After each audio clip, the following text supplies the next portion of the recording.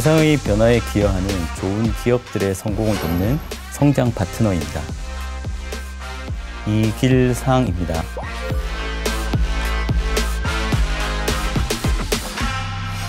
OKR. OKR의 가장 큰 효과, 가장 큰 장점은 성과와 성장의 두 마리 토끼를 모두 잡을 수 있다는 것입니다. OKR을 평가의 도구로 사용하려고 하는 경우, 다른 기업들이 한 모양 그대로 따라하려고 하는 그런 경우, OKR이 잘 작동하지 않거나 실패하는 그런 경우가 생길 수 있습니다. OKR 어떻게 실행할 것인가, 실행에 대해서 말씀드리겠습니다. 오늘 강의를 시작하겠습니다. 1999년 창업 2년 차였던 스타트업 구글은 클라이너 퍼킨스의 존 도어를 만나게 됩니다. 그리고 1180만 달러나 되는 큰 돈을 투자를 받게 되죠. 그런데 구글의 전 CEO, 공동 창업자였던 레리 페이지의 얘기를 들어보면 이때 투자와 함께 또 다른 선물을 받았다고 이야기하고 있습니다. 바로 OKR입니다. 레리 페이지는 OKR이라는 선물이 구글의 운명을 바꾸어 놓았다라고 말하고 있습니다. OKR이 우리를 10배 성장하도록 이끌었다. 그리고 그런 경험을, 10배의 성장 경험을 여러 번 경험하도록 만들어 주었다라고 말하고 있습니다. OKR은 두 가지 요소로 구성이 되는데요. 목표라고 하는 오브젝티브와 핵심 결과라고 하는 키 리절트로 구성이 됩니다. 만약 이 프로그램, EBR 플러스의 경우라면 어떻게 OKR을 수립할 수 있을까요? 최고의 비즈니스 인사이트 프로그램이 되자라는 목표를 세울 수 있을 것입니다. 자, 그리고 최고의 비즈니스 인사이트 프로그램이 어떤 결과를 통해서 되었다라고 말할 수 있는가 하면 핵심 결과로 먼저 좋은 인사이트를 주는 비즈니스의 분야별 전문가분들을 확보를 해야 될 겁니다. 또 비즈니스 인사이트를 얻은 많은 시청자분들이 늘어나고, 그래서 홈페이지의 구독자, 유튜브의 구독자 수가 늘어나는 이런 것을 우리가 핵심 결과로 수립할 수 있겠죠. 목표는 이렇게 우리가 성취하고 싶은 것, 되고자 하는 모습, 정말 도착해야 할 곳, 이것을 목표라고 하고요. 핵심 결과는 그 목표를 성취했다라고 말할 수 있는 아주 구체적이고 측정 가능한 결과들을 말합니다.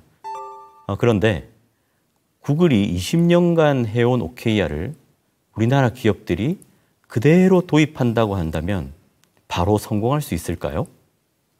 반드시 그렇지는 않을 것입니다. 그렇기 때문에 OKR을 하려고 하신다면, 혹은 지금 하고 계신다면 반드시 생각해 봐야 할 질문이 하나 있습니다. 우리 조직은 OKR을 왜 해야 할까요? 입니다.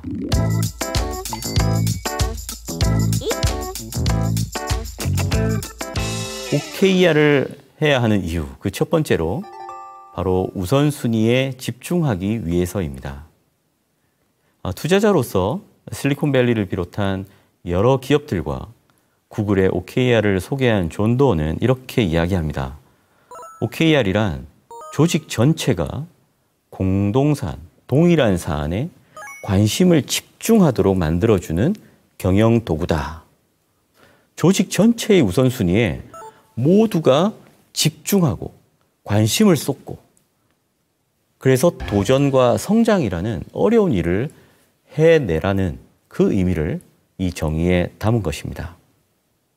여러 조직들의 OKR을 리뷰해 보면서 발견한 몇 가지 공통점이 있는데요.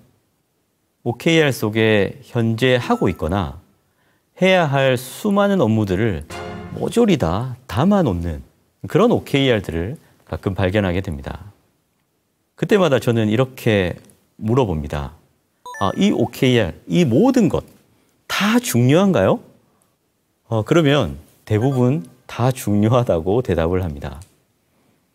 그럼 이 중에서 우리가 세 가지만 할 수 있다라고 가정한다면 그 세 가지를 골라보고 그 고른 이유를 저에게 말씀해 주세요라고 부탁합니다. 그리고 그 선택한 세 가지에 한번 집중해서 실행해 보세요라고 말씀드립니다. 거의 대체로 정말 중요한 것에 집중해야 하는데 그동안 너무 많은 일들을 하고 있었군요 라고 대답하는 것을 들었습니다. OKR은 모든 일을 담지 않습니다. 중요한 일을 담습니다. 그런데 우선순위를 정할 때 주의해야 할 점이 한 가지 있습니다. 조직의 중요한 것이라고 해서 조직 성과를 책임지는 특정한 리더, 혼자에게 중요한 것이 되어서는 안 됩니다. 왜냐하면 OKR을 하는 두 번째 이유는 리더와 구성원 모두가 자발적 그리고 주도적으로 일하기 위해서이기 때문입니다. 이 목표가 왜 중요한지, 나에게 무슨 의미가 있는지, 그리고 공감하지 못한 구성원들은 목표를 이루어야겠다라는 간절함이 생기기보다는 목표에 무감각해지거나 심지어는 반감을 갖기까지 합니다.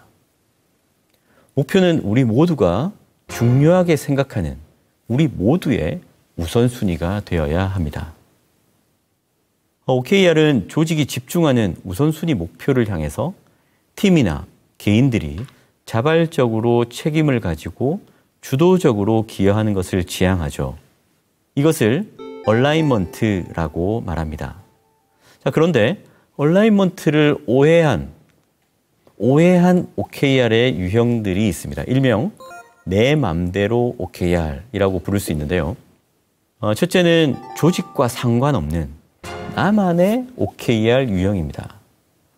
우리 회사의 목표나 상위 조직의 목표와 전혀 상관없이 팀이나 팀원들이 각자 하고 싶은 대로 수립하는 OKR입니다. OKR은 자발적이고 주도적이라는 그 말을 오해한 것이죠. OKR이 올해 책 몇 권을 읽겠다, 외국어 점수 몇 점 달성하겠다 와 같이 개인의 어떤 새해 결의와 같은 그런 식으로 적혀질 수도 있게 됩니다. 두 번째는 오로지 나의 팀만 생각하는 OKR 유형인데요. OKR을 했는데 다른 조직과의 수평적인 협업이 전혀 일어나지 않는 그러한 모습입니다. 상위 조직의 우선순위인 OKR에 정렬하고 연결되어서 한 방향을 향하기보다는 나의 팀, 현재 내가 하고 있는 그런 업무 혹은 그 기능 수행에만 우선하고 집중하기 때문입니다. 얼라이먼트는 항상 조직의 우선순위에 나의 팀이나 내가 자발적이고 주도적으로 기여하고 함께 노력하는 것입니다. OKR을 하는 세 번째 이유는 계속 도전하고 성장하기 위해서입니다. 잘 세워진 OKR, 어떻게 팀원들을 도전과 성장으로 이끌 수 있을까요? 빠르게 성장하고 있는 모 중견 기업의 인사 임원의 이야기를 들려드리겠습니다. 성장하는 기업에게 가장 필요한 것 무엇일까요? 최고의 역량을 보유한 우수 인재를 빠르게 계속해서 확보하는 것일 겁니다.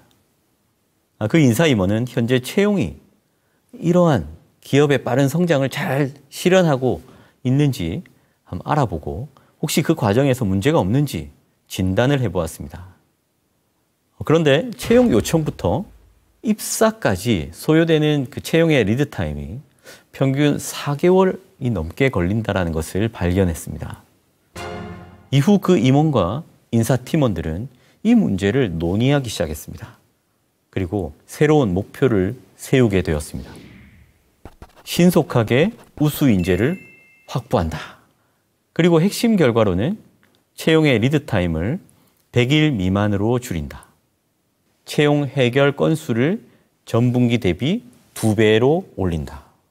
우수 인재의 조기 이탈률을 제로로 줄인다. 이렇게 핵심 결과를 세웠습니다. 그 이후 변화가 시작되었는데요. OKR 수립 후에 본격적으로 채용 방식을 바꾸기 시작했습니다. 헤드헌터에게 요청하고 기다리기보다는 인재 후보를 구인구직 플랫폼 또 여러 채널을 통해서 적극적으로 찾기 시작했습니다. 그리고 인재 후보들 중에 적합한 사람이라고 판단되는 그 사람들을 다양한 경로를 통해서 접촉하고 면접을 진행하는 새로운 채용 방식으로 리드 타임과 해결 건수를 무려 30% 이상을 개선해냈습니다. 팀의 목표를 도전적으로 세우고 기존 방식이 아닌 새로운 방법을 통해 혁신한 사례라고 말씀드릴 수 있습니다. 목표에 도전하면서 시도하고 방법을 찾아내는 그 과정에서 성과를 창출하고 성장하는 것. 그러기 위해 목표는 도전의 자극제가 되어줘야 합니다. 목표가 도전을 자극하게 되면 해결 방식의 변화를 고민하고 새로운 시도를 하게 됩니다. 비록 실패할 수 있겠지만 만약 우리가 이것을 해낸다면 우리가 성장할 수 있을 것이라는 기대가 생기는 그런 목표라면 여러분 아주 멋진 목표다라고 말씀드릴 수 있을 것입니다. 오늘의 플러스, 가장 먼저 해야 할 일은 OKR이 왜 필요한지 아는 것입니다. 우리 조직만의 OKR을 어떻게 시작할 수 있을까요? OKR이 성공하는데 단 하나의 정답이 있는 것은 아닙니다. 잘 도입하고 성공시키려면 절대 조급해서는 안 됩니다. 우리 조직에 왜 OKR이 필요한지 아는 것은 매우 중요합니다. 조직 구성원들과 OKR을 하는 이유에 대해 공감대를 형성할 수 있기 때문이죠. OKR은 결국 조직 전체 목표에 공감하는 구성원들의 자발적인 기여로 이루어지기 때문입니다. 오늘 강의는 여기서 마치겠습니다. 감사합니다.